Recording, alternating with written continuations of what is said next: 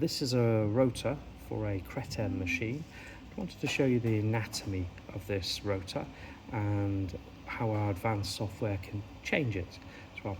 So the rotor has been made for this pill. You can see it fits in the slot here. And we can create as many of these slots around the rotor as required, or less if we need to as well.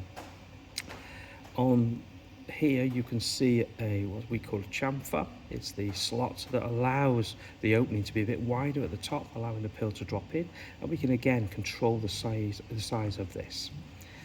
The peak, which is the top piece here, can be higher or lower, allowing things to slide in more easily. We can adjust that, customize that.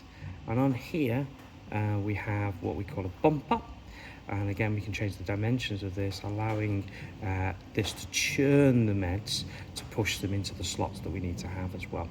All this is available with our software package for across a number of robots.